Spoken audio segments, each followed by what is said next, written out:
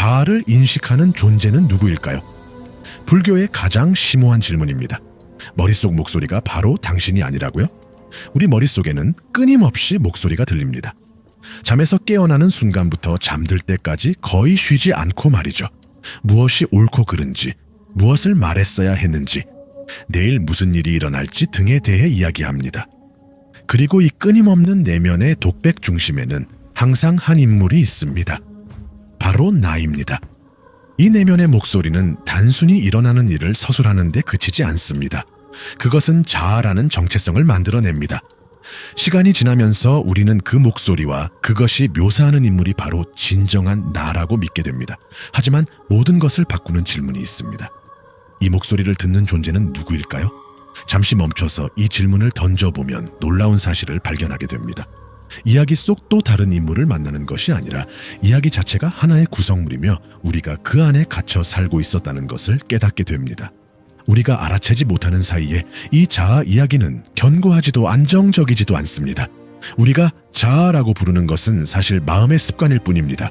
순간, 감정, 생각을 하나의 연속적인 이야기로 엮어내는 경향입니다. 개인적인 것처럼 느껴지지만 사실은 그렇지 않습니다. 마치 바퀴처럼 반복되는 패턴입니다. 때로는 위안을 주기도 하고 종종 스트레스를 주기도 하며 항상 움직입니다. 현대신경과학은 이러한 통찰에 점차 다가가고 있습니다. 과학자들은 우리가 어떤 일에 집중하지 않을 때 활성화되는 뇌 영역인 디폴트 모드 네트워크, 디폴트 모드 네트워크를 발견했습니다. 이 네트워크는 마음이 방황하고 과거를 기억하고 미래를 상상하고 자신에 대해 생각하는 역할을 합니다. 간단히 말해 과학적인 관점에서 이 네트워크는 우리 머릿속 목소리를 만들어내는 뇌 부분입니다. 이 내면의 독백은 단지 뇌 활동일 뿐입니다. 하지만 부처님은 우리에게 더 깊이 그것이 어디에서 일어나는지가 아니라 그것이 실제로 무엇인지 살펴보라고 권하셨습니다. 초기 불교 경전에서 이러한 지속적인 정신활동을 상카라라고 부릅니다. 세상을 경험하는 방식을 형성하는 마음의 작용입니다. 이러한 작용은 무작위적인 것이 아닙니다. 습관, 반응, 선호, 조건화에 의해 만들어집니다.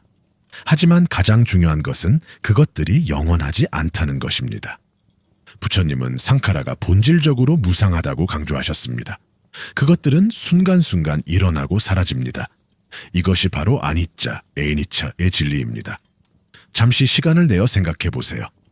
5년 전 당신은 자신에 대해 무엇을 굳게 믿었나요? 지금도 여전히 똑같이 진실이라고 느껴지나요? 아마도 무언가 변화했을 겁니다. 그 변화는 더 깊은 진실을 엿볼 수 있는 작은 창입니다. 우리가 지닌 자아는 끊임없이 변화하며 그렇기 때문에 부처님은 제자들에게 모든 경험의 부분을 관찰하고 이것은 내가 아니다 라고 분명히 말하라고 가르치셨습니다. 이것은 내가 아니다. 이것은 나 자신이 아니다. 이것은 시적인 비유가 아닙니다. 그것은 직접적인 가르침입니다.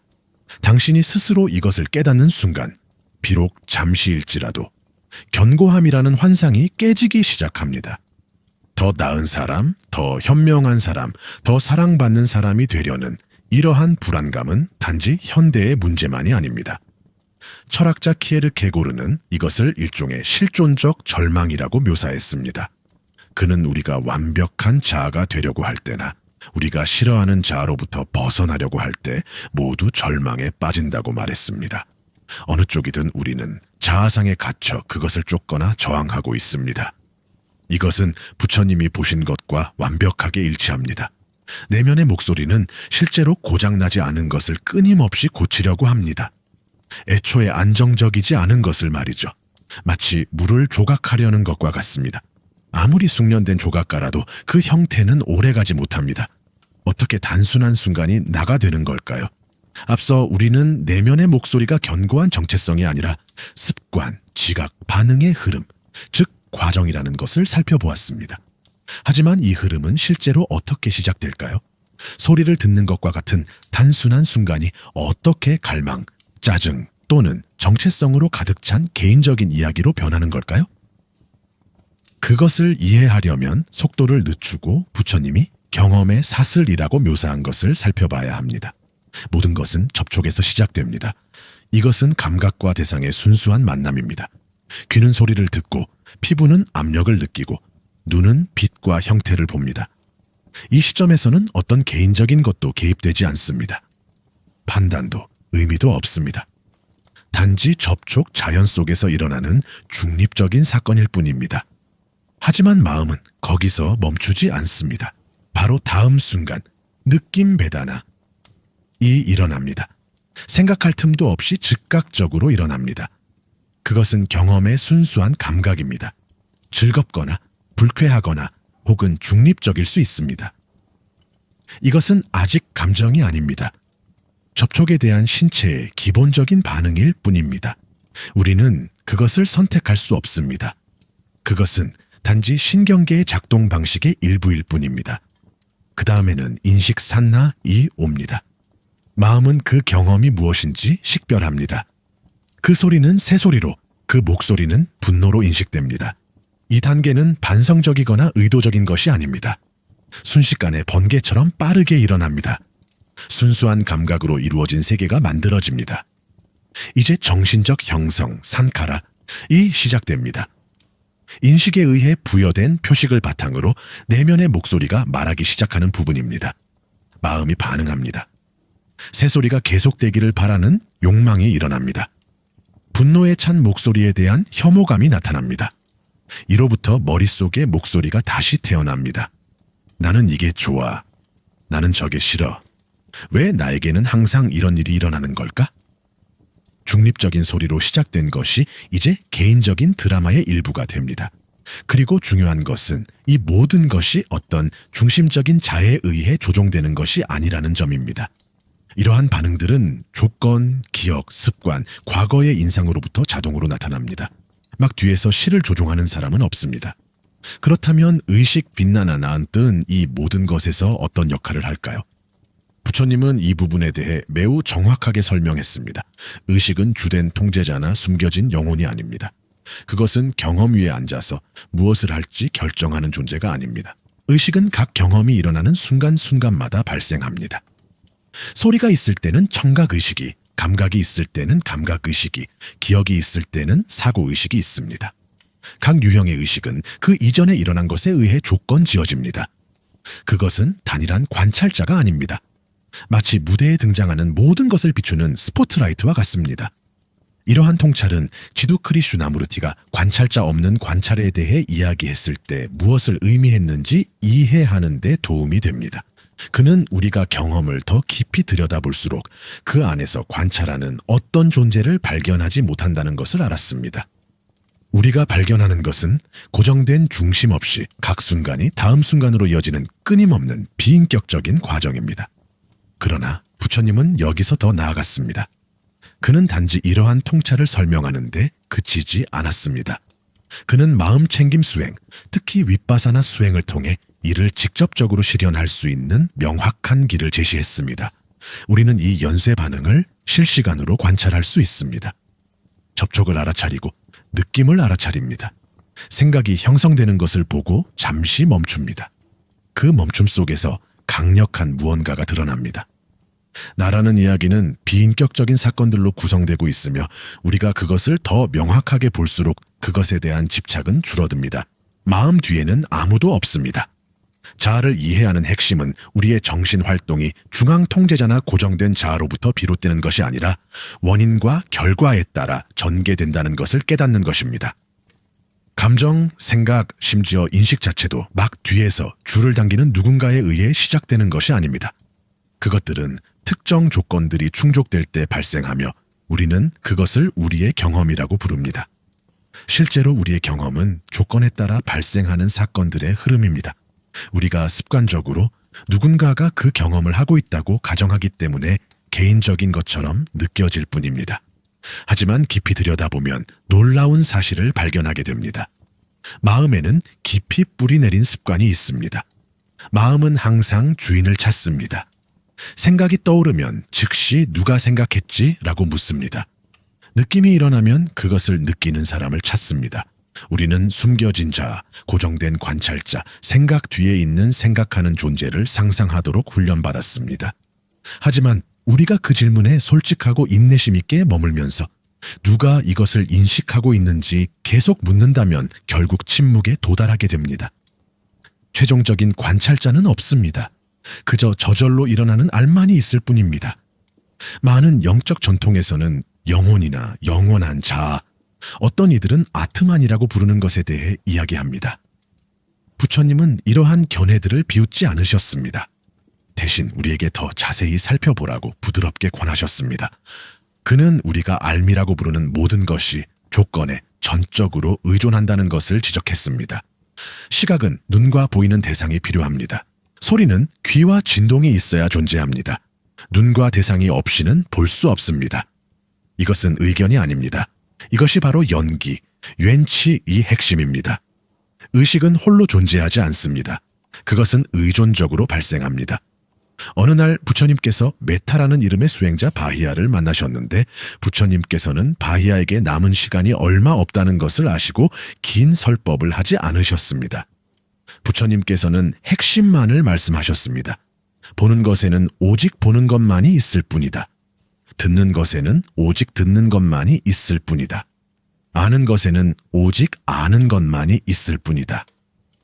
만약 당신이 그렇게 살아갈 수 있다면 그 과정에는 당신이라는 존재가 없습니다. 여기에도 없고 저기에도 없고 그 사이에도 없습니다. 오직 이것과 저것만이 있을 뿐이며 그것이 바로 고통의 끝입니다. 이것은 추상적인 철학이 아닙니다. 이것은 가능한 가장 직접적인 가르침입니다. 그러므로 자아를 인식하는 주체가 누구인지에 대한 질문으로 돌아가 보면 이제 우리는 그 질문 자체가 오해에 기반하고 있음을 알 수 있습니다. 인식은 존재하지만 그것은 누구에게도 속하지 않습니다. 그것은 나의 것이 아닙니다. 그것은 삶 위에 앉아있는 관찰자가 아닙니다. 그것은 원인에 의해 조건 지어진 자연스러운 사건, 인식의 순간일 뿐입니다. 하지만 마지막 함정이 있습니다. 우리가 인식이 비인격적이라는 것을 깨닫기 시작할 때 마음은 심지어 그것조차도 소유하려 할 수 있습니다. 마음은 나는 인식이다 라고 말할 수 있지만 그것 또한 미묘한 집착입니다. 진정한 통찰은 훨씬 더 깊이 들어갑니다. 그것은 모든 것을 놓아버립니다.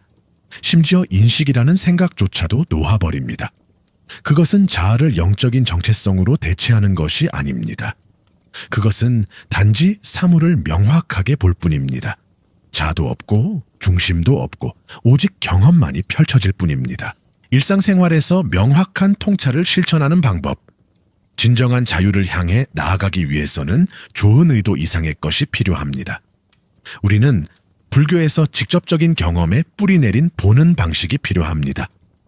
이러한 종류의 명확성을 개발하는 강력한 방법 중 하나는 윗바사나라고 불리는 수행법입니다.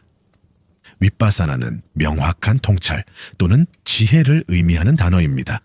그러나 윗바사나가 불교의 유일한 길이 아니라는 것을 이해하는 것이 중요합니다.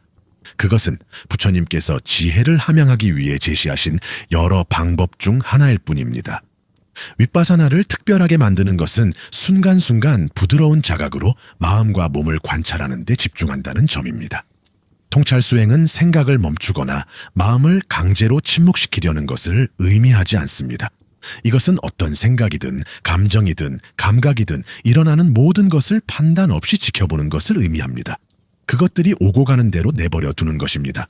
싸울 필요도 따라갈 필요도 없습니다. 그저 생각이 일어나고 사라지는 것을, 감정이 솟아오르고 가라앉는 것을 지켜보는 것입니다. 이를 통해 우리는 조용하지만 근본적인 깨달음을 얻게 됩니다. 이러한 내면의 경험들은 고정된 실체가 아니라는 것을 말입니다. 그 어떤 것도 진정한 나가 아닙니다. 그것들은 단지 지나가는 패턴일 뿐입니다. 일시적인 변화일 뿐입니다. 그리고 항상 움직이고 있습니다. 시간이 지남에 따라 이러한 관점은 새로운 종류의 자유를 가져다 줍니다. 모든 반응에 휩쓸리거나 모든 감정에 압도되는 대신 우리는 알아차리게 됩니다. 경험에서 도망치는 것이 아니라 현재에 집중하며 경험을 마주하는 것입니다. 생각이 떠오르고 분노의 감정이 밀려올 때 우리는 잠시 멈춥니다. 이 멈춤은 차가운 무관심이 아닙니다. 따뜻한 주의력입니다. 바로 통찰이 시작되는 공간입니다. 일상생활에서 아주 간단한 방법으로 이것을 시도해 볼 수 있습니다. 분노, 두려움, 슬픔과 같은 강한 감정이 일어날 때 잠시 멈춰 보세요. 즉시 행동하지 마세요. 멈추세요. 감정을 억누르기 위해서가 아니라 감정을 명확하게 느끼기 위해서입니다. 몸의 어느 부분에서 느껴지는지, 팽팽함, 열감, 압박감 등이 있는지 살펴보세요. 단 몇 번의 호흡 동안이라도 괜찮습니다. 종종 감정이 저절로 누그러지는 것을 발견할 것입니다. 감정의 힘이 약해지는 것입니다. 밀어내는 것이 아니라 자연스럽게 흘러가도록 내버려 두는 것입니다. 이러한 작은 인식의 변화가 모든 것을 바꿉니다. 다른 지혜로운 전통들도 소중한 관점을 제공합니다. 예를 들어 스토아 철학자들은 일어나는 일과 그것을 해석하는 방식을 분리해야 한다고 가르쳤습니다. 이것은 강력한 가르침입니다. 하지만 불교의 통찰은 훨씬 더 깊이 들어갑니다. 단순히 반응을 관리하는 데 그치지 않고 그 뒤에 있는 고정된 자아라는 개념 자체에 의문을 제기합니다. 불교의 가르침은 우리가 너무나도 면밀하고 솔직하게 바라보도록 이끌어주며 심지어 나라는 감각조차도 느슨해지게 합니다. 우리는 자아를 고정된 실체가 아니라 끊임없이 변화하고 의존적인 조건들의 흐름으로 보게 됩니다. 궁극적으로 우리의 것이 아닌 것으로 말입니다. 이러한 수행은 쉽지 않습니다. 용기와 인내가 모두 필요합니다. 부처님께서는 이 길을 걷는 데 도움이 되는 두 가지 내면의 힘에 대해 자주 말씀하셨습니다. 하나는 꾸준히 나아가는 에너지인 비리야이고 다른 하나는 특히 길이 불확실하게 느껴질 때 견뎌내는 고요한 인내심인 칸티입니다. 이 두 가지 자질은 새의 날개처럼 서로를 지탱해 줍니다. 이 두 가지를 모두 갖출 때 마음은 서서히 날아오르는 법을 배우게 됩니다. 더 깊이 들어가 보면 우리는 생각이나 감정, 심지어 몸조차도 진정으로 소유하고 있지 않다는 것을 깨닫게 됩니다. 우리는 예전에 생각했던 것처럼 모든 것을 통제할 수 있는 존재가 아닙니다. 이상하게도 이것은 두려운 일이 아닙니다. 오히려 해방감을 줍니다. 우리가 집착을 멈추면 마음이 안정을 찾기 시작합니다. 모든 것을 붙잡으려 애쓰는 것을 멈추면 모든 것은 오고 가고 우리는 그것을 자연스럽게 받아들이게 됩니다. 이 모든 것이 너무 어렵게 느껴진다면 걱정하지 마세요. 오늘 당장 모든 것을 이해할 필요는 없습니다. 억지로 이해하려고 애쓸 필요도 없습니다. 단 한 가지만 시도해 보세요. 다음에 압도되는 느낌이 들 때 잠시 멈추고 몸에서 일어나는 감각을 느껴보세요. 도망치려 하지 마세요. 성급하게 반응하지 마세요. 그저 몇 번의 숨을 고르며 그 자리에 머물러 보세요. 이 단순한 존재의 순간이 바로 깨달음의 시작입니다. 자아가 사라질 때 연민이 피어납니다. 우리는 마음이 어떻게 소유의식을 만들어내는지 보았습니다. 모든 생각, 감정, 경험을 나의 것이라고 주장하는 내면의 목소리 말입니다. 하지만 그 환상이 희미해지기 시작하면 놀라운 일이 일어납니다. 이것은 단순히 이해의 변화가 아니라 깊은 해방입니다. 항상 자신을 보호하고 정의해야 한다는 부담감이 사라지기 시작합니다. 그리고 그 공간에서 더 부드럽고 고요하고 넓은 무언가가 나타나기 시작합니다. 분리된 나라는 환상은 결코 홀로 존재하지 않습니다.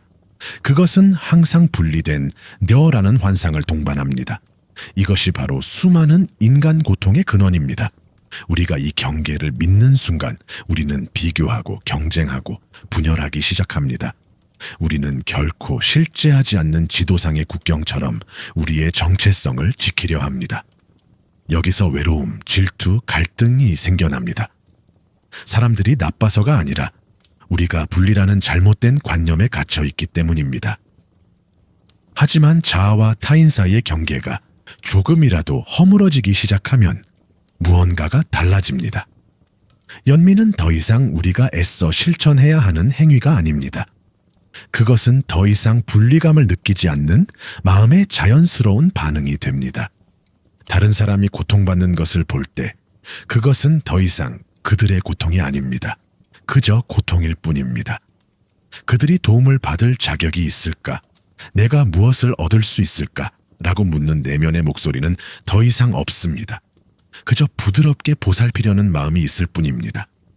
이것은 전략이 아닙니다. 이것이 바로 자유입니다. 부처님은 이것을 의무감이 아닌 명확한 통찰에서 비롯되는 연민이라고 불렀습니다. 그리고 부처님만이 그런 생각을 한 것은 아니었습니다. 동양 사상에 깊은 영향을 받은 철학자 아르투르 쇼펜하워는 모든 진정한 도덕성은 자아라는 환상을 꿰뚫어 볼 수 있는 능력에서 나온다고 말했습니다. 우리 사이의 벽이 허물어질 때 친절함은 더 이상 미덕이 아니라 당연한 것이 됩니다. 어쩌면 이것이 바로 이 길의 조용한 기적일지도 모릅니다. 우리가 세상을 벗어나기 위해서가 아니라 세상을 이해하기 위해 마음의 본질을 깊이 들여다볼수록 우리는 따뜻하고 인간적인 무언가에 더 가까워집니다. 우리는 차가운 공허함으로 끝나는 것이 아니라 밝고 친절하며 생명력 넘치는 충만함에 도달합니다. 이것은 세상이 특정한 방식으로 돌아가야 할 필요가 없는 평화입니다. 삶을 고치려는 것이 아니라 삶을 열린 마음으로 짐 없이 마주하는 것입니다. 그리고 그것이 바로 진정한 끝입니다. 세상의 끝이 아니라 우리가 평생 동안 스스로에게 들려주었던 지친 이야기의 끝입니다.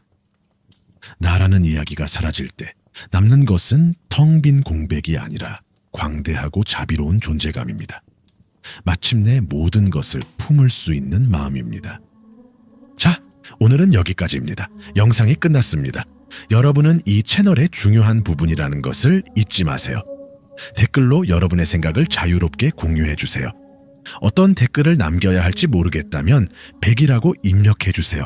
또한 아직 채널을 구독하지 않으셨다면 구독 버튼을 누르고 알림벨 아이콘을 클릭하여 유익하고 유용한 영상들을 놓치지 마세요.